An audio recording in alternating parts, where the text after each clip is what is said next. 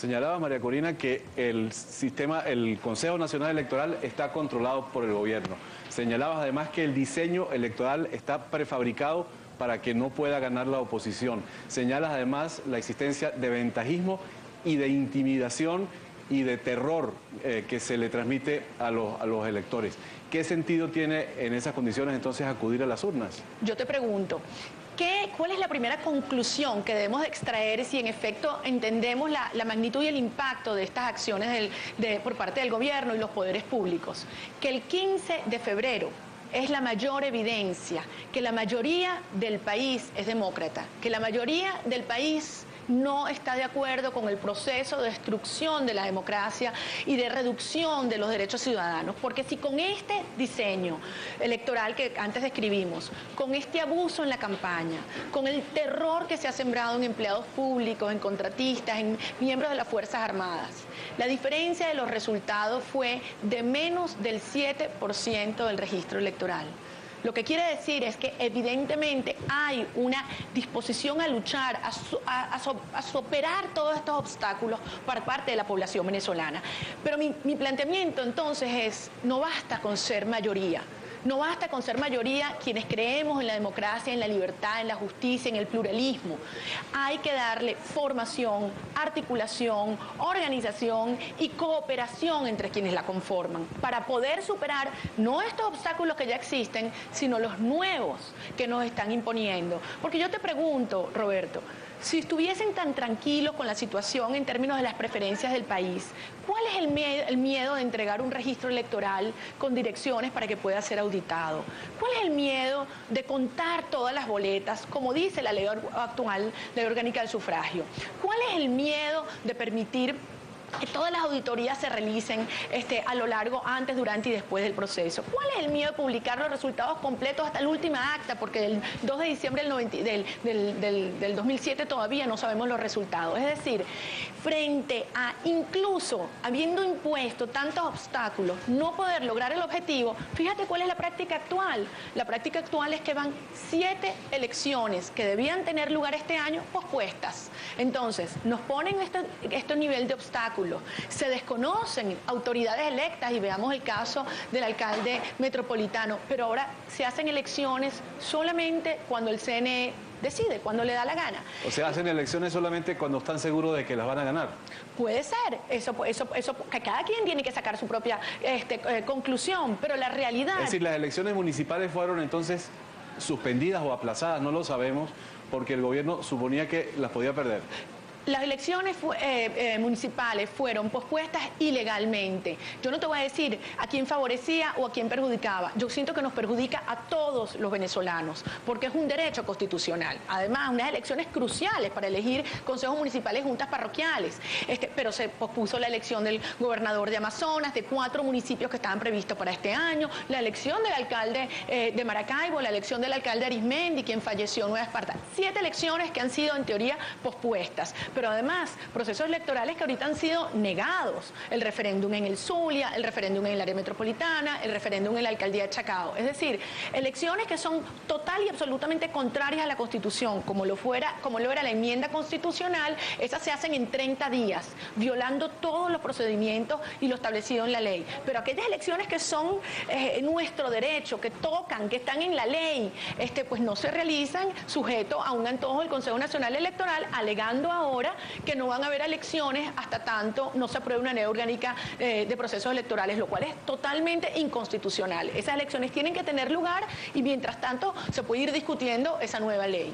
Bueno, nosotros vamos a ir un momentico a la pausa comercial y ya regresamos para Cuando representantes de la oposición y organismos no gubernamentales como el que tú representas se oponen a la ley de procesos electorales actualmente en discusión en la Asamblea Nacional Legislativa, porque presuntamente viola la representación proporcional, en este caso de las minorías, no están reconociendo tácitamente que a la luz de un proceso electoral como el legislativo que debe realizarse el próximo año, van a perder.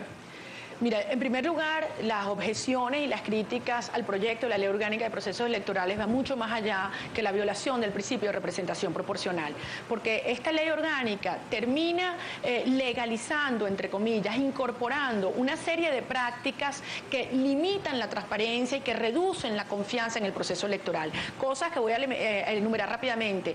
No se exige la publicación del registro electoral con direcciones, con lo cual no se puede hacer una auditoría. No se le exige al Consejo Nacional Electoral un plazo de 6 meses por lo menos de adelanto para convocar una elección, lo cual en la práctica o en teoría significaría que pueden convocar una elección casi que el día antes. No se pone un límite a la hora de cierre de los centros, no se incorporan logros que ya existían como para el voto automatizado, la impresión de las actas antes de su transmisión, la apertura de al menos el 54% de las cajas. Se le da al Consejo Nacional Electoral discrecionalidad para elaborar 10 reglamentos para cada elección, es decir, terminas legalizando una cantidad de violaciones, de prácticas a principios internacionalmente aceptados de transparencia electoral. Adicionalmente, se incorporan 2 elementos que nunca antes nos hubiésemos imaginado que podían estar en una ley electoral en Venezuela. La discrecionalidad para crear circunscripciones a la hora de elegir cuerpos colegiados, es decir, que pueden mezclar gente de distintas parroquias, de distintas comunas, en función del interés político o las preferencias que estiman que políticamente tienen esos distintos sectores, y eso obviamente tiene un impacto en los resultados electorales, pero lo más grave es la representación proporcional. Mira, eso perjudica a todos los venezolanos. Tú puedes tener la mayor de las minorías con un 35, con un 40%, y puedes llegar a tener hasta el 90% de los resultados si las otras minorías no están articuladas. Bueno, pero si eres tú el que las gana, por ejemplo, si la oposición gana, entonces la oposición disfrutaría de esa ventaja, no el gobierno. Pero el tema aquí no es si esto favorece a la oposición o al gobierno, esto perjudica a todos los venezolanos. Nuestra Constitución, por principio, establece la representación proporcional. Eso quiere decir que si tú sacas el 20% de los votos, te deben tocar el 20% de los cargos, que si sacas el 15% de los votos, te toca el 15%, y así sucesivamente. Con este mecanismo, con esta ley, lo que nos están cambiando es el sistema electoral. Están pasando de un sistema de representación proporcional a un sistema de mayorías, violando la Constitución. Pero eso es muy parecido al sistema norteamericano. Pero porque el sistema norteamericano no lo prohíbe en su Constitución, pero el nuestro sí. Entonces, ¿qué es lo que está implícito? Si se aprueba, si se aprobase este proyecto, o qué se deriva de ello, que por supuesto tienen que crearse 2 bloques para que haya la posibilidad de una representación justa entre un lado y el otro. Quizás esa sea la única manera de que se una la oposición, María Corina. Bueno, es posible que esto genere incentivos para que efectivamente esto ocurra. Hay que agradecerle a Chávez la ley, porque así la oposición va a tener que unirse obligatoriamente. Pues yo creo que yo jamás le agradecería a un presidente de la República porque viole la Constitución. La Constitución es el pacto social que nos une a todos, y nosotros tenemos que defender los derechos de todos los venezolanos y no defender una violación a la Constitución cuando coyunturalmente puede favorecer. Ahora, aquí la Constitución se viola todos los días y ya sabemos que no hay manera de impedir la aprobación de la ley. Entonces, ¿qué hacer? Mira, aquí se han impedido muchísimas cosas. Mucha gente dice, es que no se ha hecho nada en estos 10 años. ¿Cómo que no? ¿No creemos que todo este proceso de toma de control de los poderes públicos, un gobierno autoritario hubiese preferido hacerlo en 1 o en 2 años? Aquí se han hecho muchísimas cosas por parte de los medios de comunicación, los partidos políticos, las organizaciones civiles, los sindicatos, los estudiantes, para impedir el avance, para desacelerar y en unos casos retroceder. Recordemos la ley de educación, la ley SAPO, la reforma constitucional que tú mencionaste. Ahora, hay que hacer muchísimo más y hay que trabajar en todos los planos. Y lo que hay que hacer, como yo decía, no es solamente tener la convicción de que la mayoría es democrática, y eso obviamente establece una estrategia, un estado de ánimo muy distinto al cual cuando tú sientes que tú eres minoritario. Pero adicionalmente, como yo decía, hay que formarse, hay que articularse, organizarse